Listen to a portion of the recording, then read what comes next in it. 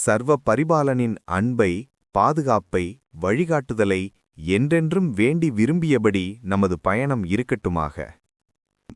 இன்று நாம் ஒரு ஆழமான விஷயத்தை பற்றி பேசப் போகிறோம். குர்ஆனின் 94வது அத்தியாயம் விரிவாக்கல். நீங்கள் பகிர்ந்த குறிப்புகளின் தலைப்பே என்னை ரொம்ப ஈர்த்தது. ஆமா, வாழ்க்கை சுமை சுகமான பயணமாக. இது வெறும் தலைப்பு இல்ல, நம்மில் பலரோட தேடலா இருக்கு. நிச்சயமா. வாழ்க்கையில பாரம் இல்லாதவங்க யாரு? ஆனா அந்த பாரத்தை சுமக்குறோமா இல்ல அது கூட சுகமா பயணிக்கிறோமா அன்றதுதான் கேள்வி. ஆமா, இந்த 8 வசனங்கள் அந்த பாரத்தை ஒரு சுமையா பார்க்காம பயணத்தோட ஒரு பகுதியா மாத்துறதுக்கு ஒரு உளவியல் செயல்முறைய, சொல்லப்போனா ஒரு ரோட் மேப்ப கொடுக்குதுன்னு உங்க குறிப்புகள் சொல்லுது. சரி. இது வெறும் மொழிபெயர்ப்பை மட்டும் பார்க்கறதில்ல. இல்லவே இல்ல. அந்த வசனங்களோட வரிசை ஏன் அப்படி இருக்கு, அது நமக்கு என்ன சொல்ல வருதுன்னு புரிஞ்சுக்கிற ஒரு முயற்சி தான் இது. மிகச்சரி. அந்த வரிசை கிரமம் தான் இதுல ரொம்ப சுவாரஸ்யமான பகுதி. சரி, முதல்ல அந்த மூல வரிகள்ல இருந்தே ஆரம்பிக்கலாமா? அதுதான் ஒரு முழுமையான சித்திரத்தை கொடுக்கும். நான் அந்த அரபி வசனங்களை வாசிக்கிறேன். சரி. அலம் நஷ்ரஹ் லக சத்ரக் வவதஅனா அன்க விஸ்ரக் அல்லதி அன்கது ظهرك. இப்போ இதோட நேரடியான தமிழ் அர்த்தத்தை நான் சொல்றேன். சொல்லுங்க. உனது நெஞ்சத்தை உனக்கு நாம் விரிவாக்குவதில்லையா?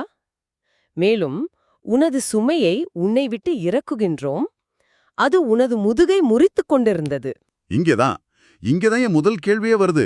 இந்த வரிசை எனக்கு கொஞ்சம் உல்டாவா, அதாவது தலைகளா இருக்கிற மாதிரி தெரியுது. எப்படின்னு சொல்றீங்க? பொதுவா முதுகை முறிக்கிற அளவுக்கு ஒரு சுமை இருந்தா முதல்ல அந்த சுமையை தானே இறக்கணும். சுமையை இறக்கிட்டா நெஞ்சம் தானாகவே நிம்மதியாகி விரிவடைஞ்சிடுமே. ஆனா இங்க சுமையை இறக்கிறதுக்கு முன்னாடி நெஞ்சத்தை விரிவாக்குவது பத்தி பேசப்படுதே. ஏன் அந்த வரிசை கிரமம்? மிக அருமையான கேள்வி. இதுதான் இந்த அத்தியாயத்தோட திறவுகோள். அப்படியா? நம்ம இயல்பான சிந்தனை எப்படின்னா, பிரச்சனை வெளியே இருக்கு, அதனால தீர்வும் வெளியிருந்து தான் வரணும்னு நினைப்போம். சுமைய தூக்கி எறிஞ்சிட்டா எல்லாம் சரியாயிடும்னு நினைக்கிறோம். ஆமா, கரெக்ட். ஆனா இந்த வசனங்கள் பிரச்சனையா அணுகிற விதமே வேற. அது சொல்லுது, சுமை அதே இடத்துல இருக்கலாம், ஆனா அதை தாங்குற உன் அகத்திறனை, உன் உள்மன வலிமைய நாம முதல்ல அதிகப்படுத்துவோம்னு சொல்லுது. ஓ, ஒரு பாத்திரத்தோட கொள்ளளவு அதிகப்படுத்துற மாதிரியா? மிக சரியான உதாரணம். தண்ணி அதிகமா இருக்குன்னு கவலைப்படுறதை விட ஒரு பெரிய பாத்திரத்தை கொண்டு வந்தா அதே அளவு தண்ணி ரொம்ப சாதாரணமா தெரியுமே, அந்த மாதிரி. அதேதான். அதுதான் ஷர்ஹ் அல்லது விரிவாக்குதர். மன அழுத்தம், கவலை மாதிரி சுமைகள் வரும்போது நம்ம சிந்தனை குறுகிடும். ஒரு சின்ன அறைக்குள்ள மாட்டிக்கிட்ட மாதிரி உணர்வோம். ஆனா நெஞ்சம் விரிவாக்கப்படும் போது திடீர்னு அந்த அறை விசாலமாகுது. பிரச்சனை அதேதான், ஆனா அதை எதிர்கொள்ள உங்களுக்குள்ள அதிரும் இடம் கிடைக்குது. பதட்டம் இல்லாம யோசிக்க, நிதானமா செயல்பட ஒரு சுவாச இடைவெளி கிடைக்குது. தீர்வு வெளியே இல்ல, அது உனக்குள்ளிருந்து தான் தொடங்குதுங்கிறது தான் முதல் பாடம். அப்போ சுமையை எதிர்கொள்ற திறனை நமக்கு கொடுக்கறது தான் முதல் படி. சரி, அந்த அகவரிவாக்கம் கிடைச்ச பிறகு என்ன நடக்குது? அடுத்த வசனம் ஒரு புதிய பரிமாணத்தை காட்டுது. நான் வாசிக்கிறேன். சரி. வரஃபானா லக திக்ரக். இதோட மொழிபெயர்ப்பு, மேலும் உனது நினைவை உனக்கு உயர்த்துகின்றோம்.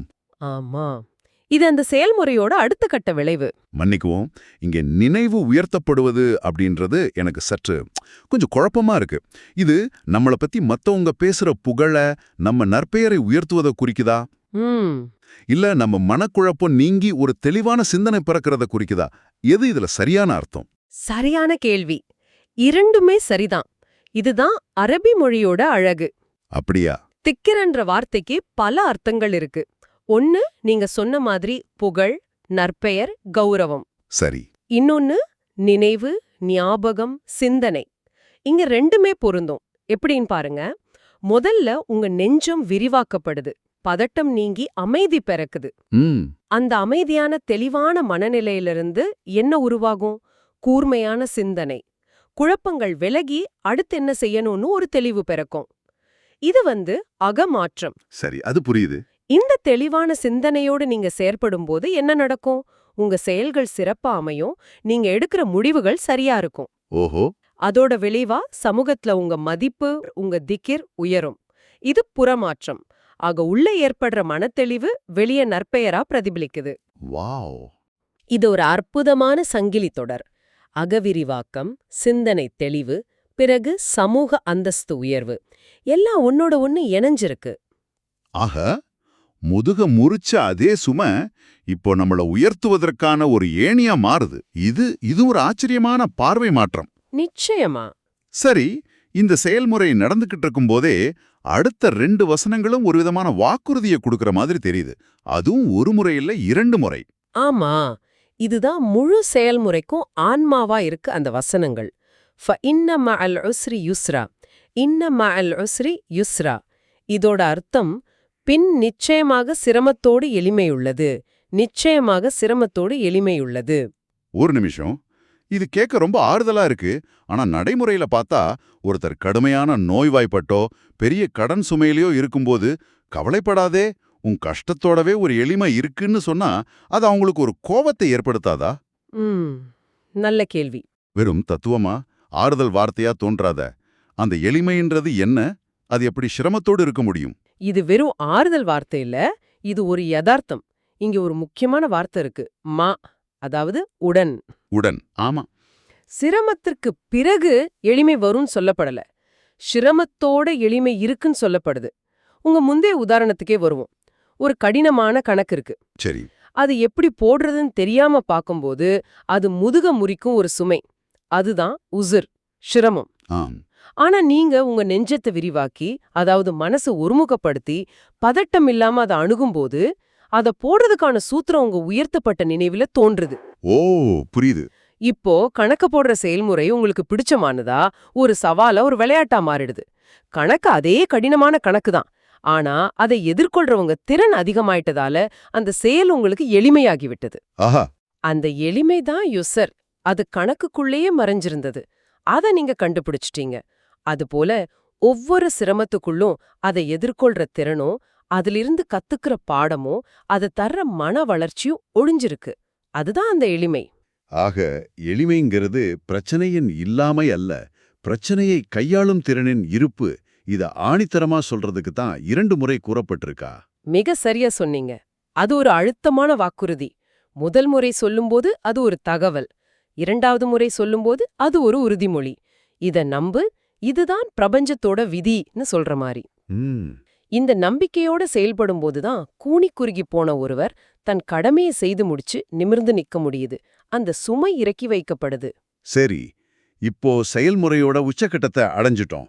சுமை இறங்கியது, நிமிர்ந்து நின்றாயிற்று, எல்லாம் முடிந்தது.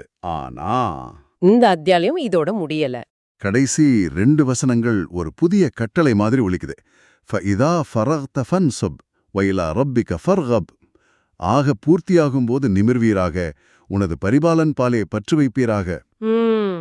ஒரு பெரிய வேலையை முடிச்ச பிறகு கிடைக்கிற அந்த நிம்மதி, அந்த நிமிர்வு, அதுவே ஒரு பெரிய பரிசு மாதிரி. அதுக்கப்புறம் ஓய்வெடுக்க தானே தோணும். ஆமா, இயல்பு அதுதான். ஆனா இங்க பூர்த்தியானதும் நிமிர்வீராக ஒரு தொடர் கட்டளை வருதே. ஏன் அந்த வெற்றி தருணத்துல இந்த நினைவூட்டல்? ஏன்னா இது ஒரு சுழற்சி, ஒரு முறை செஞ்சு முடிக்கிற நிகழ்வு இல்ல. ஃபரஹ்த்னா நீ பூர்த்தியாக்கியதும் ஓய்வு பெற்றதும், ஃபன்ஸப்னா நிமிர்ந்து நில், அடுத்த நிலைக்கு தயாராகு. ஓஹோ. அதாவது ஒரு சுமையிலிருந்து விடுபட்ட வெற்றி உன்னை சோம்பேறி ஆக்கிடக்கூடாது. அந்த வெற்றி தந்த மனோபலத்தையும் ஆற்றலையும் அடுத்த இலக்க நோக்கி திருப்பணும். அப்படி என்றால் இது ஒரு நன்றியுணர்வின் தொடர்ச்சியா? இது ஒரு வாழ்க்கை முறை. இந்த முழு செயல்முறைக்கும் யார் காரணம்? நம்ம திறமையா? இல்ல. இல்ல. முதல் படியான நெஞ்சத்தின் விரிவாக்கம் பரிபாலனிடமிருந்து வந்தது. அதனால வெற்றி கிடைச்சதும் நிமிர்ந்து நின்னதும் அந்த மூலத்தை, அந்த உதவியோட ஆதாரத்தை மறந்துடக்கூடாது. சரி. அதுதான் கடைசி வசனம். உனது பரிபாலன் பாலே பற்று வைப்பீராக. அந்த பற்றுதல, அந்த இணைப்ப தீவிரமா தேடு.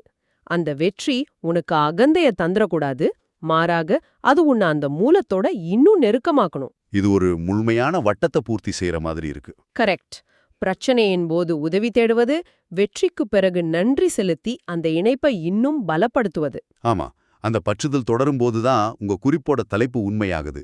வாழ்க்கை சுமை என்பது சுகமான பயணமாக மாறிவிடும். ஏன்னா அடுத்த முறை ஒரு முதுகை முறிக்கும் சுமை வரும்போது நீங்க 0லிருந்து தொடங்க தேவையில்லை. உங்களுக்கு இந்த செயல்முறை ஏற்கனவே தெரியும். ஆமா. பரிபாலன் மேல் இருக்கிற பற்றுதல் உங்களுக்கு நம்பிக்கையை கொடுக்கும். என் நெஞ்சம் மீண்டும் விரிவாக்கப்படும், என் நினைவு மீண்டும் உயர்த்தப்படும் அன்ற உறுதி இருக்கும். அப்போ ஒவ்வொரு சுமையுமே உங்களை வீழ்த்துற ஒரு சதி இல்ல, உங்களை வளர்க்கிற ஒரு வாய்ப்பா தெரியும். ஆக இந்த ஆழமான ஆய்விலிருந்து நாம் எடுத்துக்கொள்ள வேண்டியது இந்த 94வது அத்தியாயம் அன்றது மன அழுத்தத்தையோ வாழ்க்கை பாரங்களையோ எதிர்கொள்றதுக்கான வெறும் ஆறுதல் வசனங்கள் இல்ல. இல்லவே இல்ல. இது ஒரு செயல் திட்டம். சுமையின் பாரத்தால் நசுங்கிப் போகும் உணர்விலிருந்து தொடங்கி முதல்ல அகத்தெளிவு பெற்று அதன் மூலம் சிந்தனையை உயர்த்தி பிறகு செயல்பட்டு நிமிர்ந்து நின்று இறுதியா அந்த வெற்றியை தந்த மூலத்தோட இணைப்பை வலுப்படுத்திக் கொள்ளும் ஒரு தொடர் சுழற்சி. சரியா சொன்னீங்க. இந்த ஆய்வு உங்களுக்குள்ள ஒரு முக்கியமான கேள்வியை எழுப்பலாம். நீங்க அடுத்ததா எதிர்கொள்ள போகும் ஒரு சவால, ஒரு முதுகை முறிக்கும் சுமைய இந்த மனநிலையுடன் எப்படி அணுகுவீங்க? ம், அந்த பிரச்சனைய வெளியேர்ந்து சரி செய்ய ஓடுறதுக்கு பதிலா ஒரு நிமிஷம் நின்னு முதல்ல உள்ளுக்குள்ள அந்த நெஞ்சத்தின் விரிவாக்கத்தை, அந்த அக அமைதியை தேடினால் அந்த சுமையோட தன்மை மாறுமா? சிரமத்துக்குள்ளேயே ஒளிஞ்சிருக்கிற அந்த எளிமையை உங்களால கண்டறிய முடியுமா? இத சிந்தித்து பாருங்கள்.